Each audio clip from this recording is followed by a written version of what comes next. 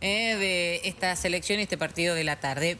Nos metemos en el color y en todo lo que ha dejado el cierre de listas de las PASO precandidatos a nivel nacional y también cargos legislativos. Vamos a hacer un pequeño análisis, ¿te parece? ¿Cómo no? Vamos a hacer un análisis con nuestro querido Ignacio Zuleta, que es analista político, columnista, ahí lo vemos en pantalla. ¿Cómo te va, Ignacio? Te saludamos desde TN, Dominique Mesger y Ricardo Canaletti. ¿Cómo estás? ¿Qué tal? Buen día, ¿cómo están? Bien, muy bien. Ignacio, estuvimos repasando las listas, realmente ha habido poquitas sorpresas y todos de alguna manera han compartido, o casi todos, la apertura e ir a buscar a distintos colores políticos. ¿Esto es necesario para el que vaya a gobernar a fines del 2019? Mira, hay una observación. El cierre de esta madrugada de la presentación de candidaturas es un cierre ante los partidos, no ante la justicia, es ante las juntas partidarias, los locales, que en realidad en algunos casos ni eso ocurrió, mandaron un mail. Y en otros casos ni han mandado el mail hasta ahora. Por eso hay un estado gaseoso en algunas aristas de las listas. Porque de ahora se abren 72 horas, hasta el miércoles va a durar esto, donde los partidos, las juntas electorales que están designadas por los jefes de los partidos, van a revisar las candidaturas. Bien. Y va a haber retoques, subas y bajas, van a dar de baja algunos por intereses, otros porque no tienen papeles, otros porque les perjudica la limpieza de su presentación ante el público. O sea que yo no digo que lo que hoy estamos viendo es provisorio, pero yo esperaría, para dar una conclusión final, estas 72 horas. Segundo, la Argentina tiene un sistema electoral que hay que leerlo desde la crisis política. Vos estás viendo que lo que hace que un candidato sea competitivo no es que expresa la voluntad popular desde una encuesta o desde alguna experiencia anterior, sino que el candidato se acredita si tiene cercanía con el poder.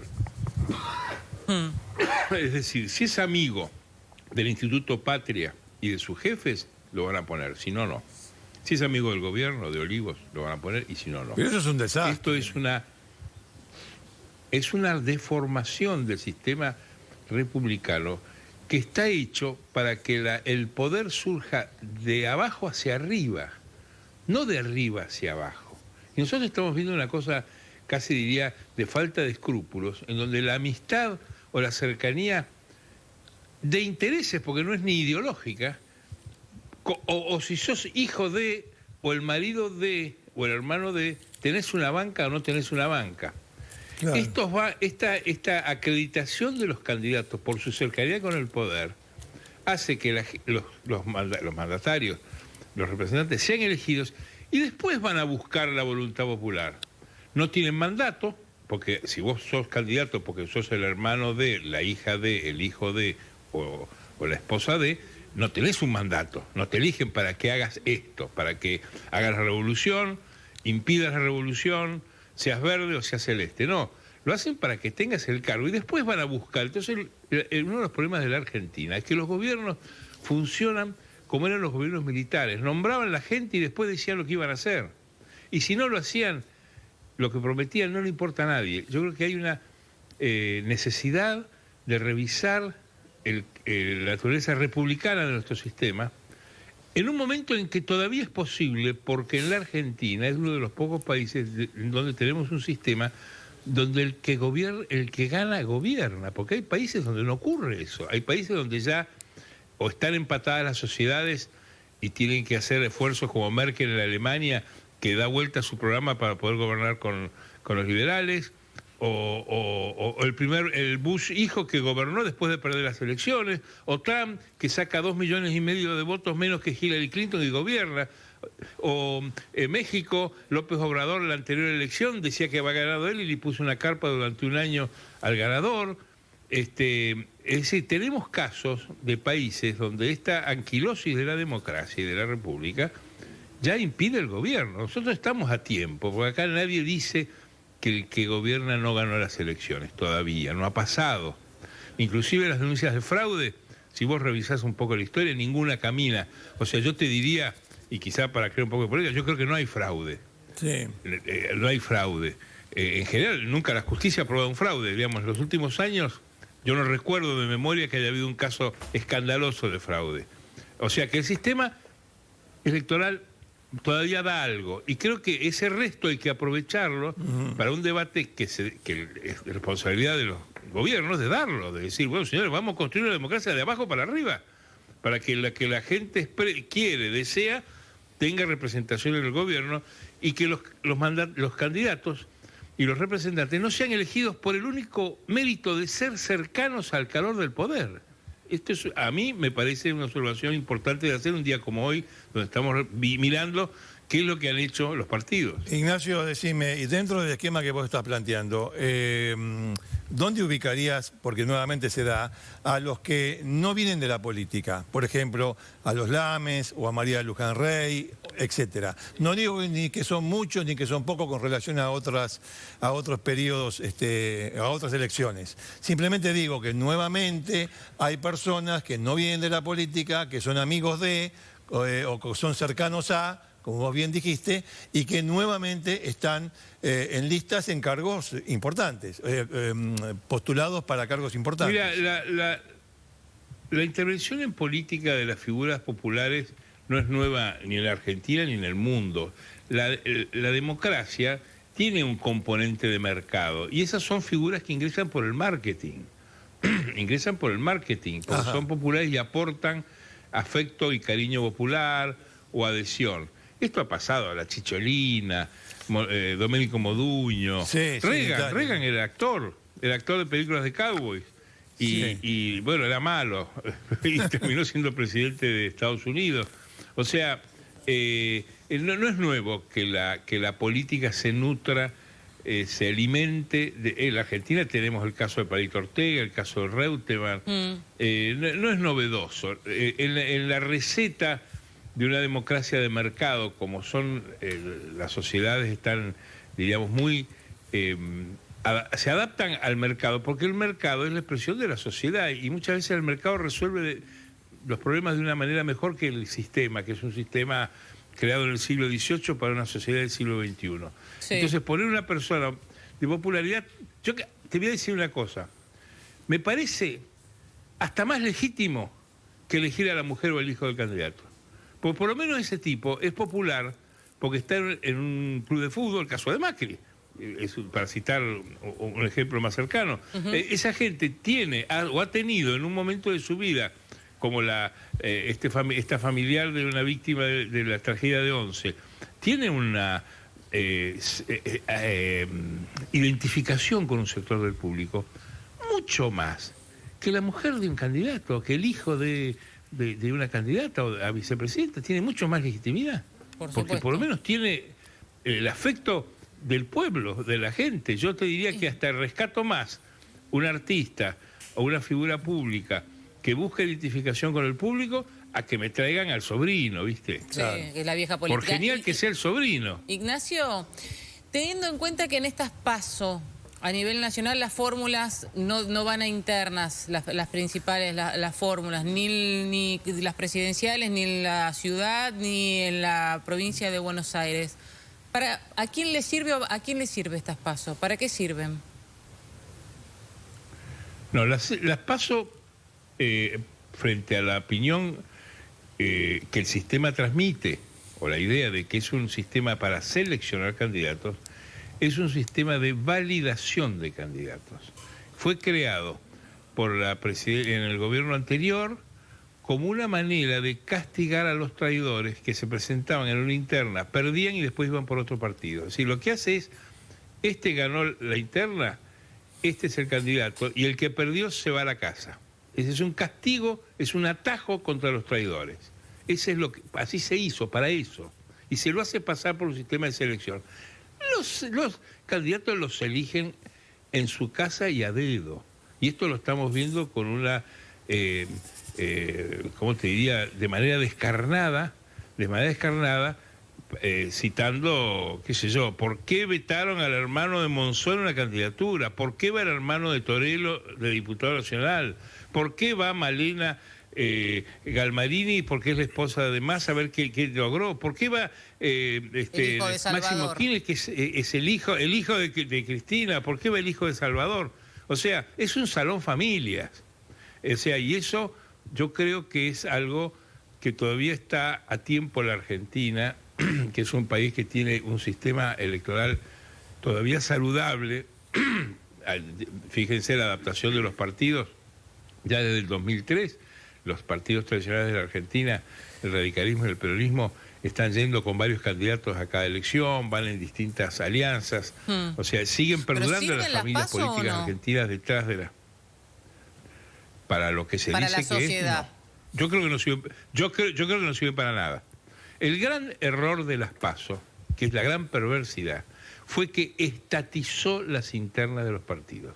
Las internas de los partidos son clubes políticos, asociaciones de ciudadanos libres, que el Estado no tiene por qué imponerles una manera de selección de candidatos. Si un partido quiere seleccionar el candidato por sorteo, que lo haga. Y si un partido es monárquico y quiere poner al hijo de, que lo ponga. Total, la sociedad tendrá después la facultad o el derecho de elegirlo o no. El sistema de selección, puede existir un partido celeste y un partido verde, por una idea, y elegimos al más celeste y al más verde. ¿Y por qué tiene que el Estado que imponerme a mí la formalidad de gastarme 4.500 millones del Estado? Pues son... Ayer me decía un colega, creo que del canal de ustedes, que se ha llegado a calcular en 10.000 millones. Yo he escuchado que son 4.000 y pico. 4.500 millones de pesos las PASO, ¿sabes?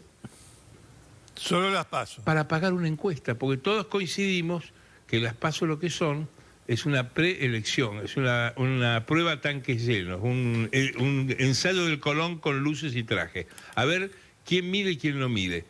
Por favor, creo que la sociedad es mucho más talentosa, inteligente y audaz y astuta para identificar a sus representantes que ese tipo de mecanismos. Yo creo que, además, lo que es absurdo, que pasa en la Argentina siempre, que los dirigentes dicen una cosa y no lo hacen, porque las PASO fueron criticadas por Cristina Kirchner en 2015, antes de dejar el gobierno, aunque su gobierno las había impuesto. Ya hizo una autocrítica, no sirven para nada. Y el año pasado, y en 2017, el presidente Macri, Marcos Peña, Frigerio, Adrián Pérez, todos los dirigentes que manejan el sistema electoral en Argentina dijeron que lo iban a derogar, que no servía para nada, que era carísimo, que había que suspenderlo, que distraía, y no lo han hecho. Tendrían que hacer por lo menos las cosas que prometen, pero ese es el problema de la Argentina, que no tienen mandato. Es decir, crean el plan de gobierno después de ser elegidos, claro, si fueron elegidos por su parentesco. Pero repito, la Argentina tiene un sistema saludable, o con alguna salud como para, por ahora, resolver esos problemas que para mí son graves. Ignacio, buen día. Sergio Rubín. Sí, yo estaba escuchando con atención y pienso además que las PASO nos obligan a votar en las internas partidarias. Pero la pregunta concreta es esta. ¿La movida de Pichetto contra Esper puede ser un boomerang para el gobierno? ¿Terminará afectando al oficialismo esta movida? Y finalmente, ¿logrará sortear este escollo de la falta de partido Esper en la justicia? Bueno, son varias preguntas y hay varias respuestas. Primero, el arrinconamiento de Esper no es un tema de Pichetto. Pues Pichetto habrá jugado en la última, en el último round. Pero ya hubo un round previo que ocurrió hace 15 días, que es que cuando un socio más importante que el partido que apoyaba a Esper, que es el Partido Demócrata Nacional, que es el partido de los conservadores, el partido de lo que fue Pinedo, que es muy importante, uno de los partidos más viejos de la Argentina, le retiró el apoyo que algún sector quería darle a Esper y se quedó en Cambiemos. Ese fue el primer quite que le hicieron desde el oficialismo a Esper. ¿Esto qué refleja? Refleja la idea de algunos sectores del gobierno que dicen que Esper puede reunir una cantidad de votos que les puede perjudicar para una buena primera vuelta. No dicen para ganar, pero sí para entrar cómodamente en primera vuelta. Otro sector dice no se preocupen, porque lo que perdemos en Esper en la primera lo ganamos en la segunda. Son quienes confían en que la clave va a estar en la segunda vuelta. El tema de los partidos es un tema técnico, la verdad que no lo conozco en detalle, sé que hay reproches a a la UCD por parte de la jueza Servini, que se inscribió en 2 lemas. La verdad que habría que esperar primero qué pasa de acá en las 72 horas de revisión. Ahora, hay 2 casos para la pregunta tuya, Sergio, que es la política en el esquema que yo describí, que no puede compartirse o no, pero más o menos yo creo que estoy describiendo lo que pasa, está hoy en un juego de intereses. O sea, todo lo que se está jugando en la elección de los candidatos son intereses, algunos de poder, otros de dinero o de posiciones gravitantes. No tiene nada que ver ni con las ideas. Yo no sé si la política necesita las ideas. Probablemente no, probablemente la política fue siempre una lucha despiadada por el poder y la burguesía le puso ideas para poder competir. Y, mira, ustedes tienen mucho poder, pero nosotros tenemos ideas. Así nació el sistema contemporáneo, el ponerle ideas a la política. Y ahí tenemos 2 casos en la Argentina. El caso de Moreno con el peronismo y el caso de Esper con el oficialismo. Son 2 interpelaciones que le hace una minoría del centro derecha, le hace al gobierno, Esper desde la ortodoxia de la economía, y dice: ustedes están haciendo todo mal, yo soy mejor que ustedes desde su propio padrón, desde su propia franja. Y Moreno dice: nosotros somos peronistas, ¿por qué ponemos a un socialdemócrata como Alberto Fernández de candidato? Y se va por afuera, porque le hace un reproche ideológico, metodológico, que es equivalente al que le hace Esper a la centro derecha, que es el centro derecha del gobierno. Fíjate, son 2 casos minoritarios condenados a la masacre, porque a Esper lo pueden arrinconar y sacar del partido, y en el caso de Moreno lo han mandado por afuera, pues si iba a la Junta Electoral le iba a bajar los avales, como lo está haciendo con Musa, que probablemente no tenga los avales. Vos sabés que si a Musa no lo bajan antes de 72 horas, va a una paso con Cristina. Y está reclamando, lo hizo el otro día, el viernes, en la pantalla de ustedes lo miré, está reclamando que le pasen la identificación y el pago para poder poner los avales, y no lo puede hacer, no lo podía hacer el viernes. Después, o sea, se dan cuenta que hay 2 márgenes ideológicos en donde se ataca a la estructura de intereses de los 2 partidos. Ignacio, ya para ir cerrando, como gran analista político y que además conoce un poco... bueno, lo de gran bueno, físicamente sí. No, grande por su capacidad, obviamente, lo digo yo con total... No, gracias. Certeza. Le consulto para ir cerrando nomás. La gente, todo esto, porque nosotros decíamos, hablamos, mira, se pasó acá, después terminó arreglando, habló pestes de tal y después se juntó. Eso a la sociedad, ¿le influye en su voto o en realidad a la hora de votar eligen lo que por rechazo a una propuesta? O dice, mira, yo ni me importa, me tapo la nariz, pero voto esto por tal de que no vuelva lo otro, o viceversa, o para que algo cambie. ¿Qué termina priorizando? Yo creo que esa pregunta no tiene una respuesta única, porque las razones del voto yo creo que son cambiantes según las personas y según los sectores sociales, los niveles sociales. Yo creo que hay distintos tipos de... Ahora, la impresión que yo siempre recojo es que el voto de la gente es más bien estable. Yo creo que el voto no lo cambia el marketing. Las elecciones las decide la estrategia de los partidos. Y la estrategia de los partidos es ir a buscar, escuchar lo que el público quiere y después ponerle la oferta de candidatos que ellos creen más oportuna para ganar las elecciones. Entonces creo que hay una relativa estabilidad en el voto de la Argentina, donde no se cambia. Yo no creo que una campaña cambie sustancialmente la intención general del voto. Eso de que en una arremetida de último momento un tipo gana es una ilusión. Eso lo dice el Kirchner en el 2003, en 15 días. No, era Duhalde. Y Duhalde venía hace 20 años haciendo política y manejando la estrategia de poner un candidato a presidente de la provincia de Buenos Aires. O sea, no es cierto que hubo una arremetida final como en el Turf y que en el sprint final ganó Kirchner. No, era Duhalde que venía hace 20 años machacando hasta poner un candidato de la provincia de Buenos Aires, que expresara al peronismo de Buenos Aires, que era Kirchner. O sea que yo creo que afortunadamente los intereses de la gente son pocos, muy firmes y tratan de ir a buscar y lo que los partidos están tratando de identificarse. Yo no creo que la gente... Además, ojo, esto que estamos hablando nosotros es muy para nosotros. Es decir, que seguimos el panorama general de todos los partidos. Yo creo que si uno va hacia la realidad, que está más distante, la gente mira esto casi como un espectáculo. Creo que hoy día está más interesado en Argentina-Qatar y en Toy Story que si va un concejal en una provincia, me parece. Seguramente. Ignacio, muchísimas... Si no, estaríamos todos locos. Sí, ¿por qué no?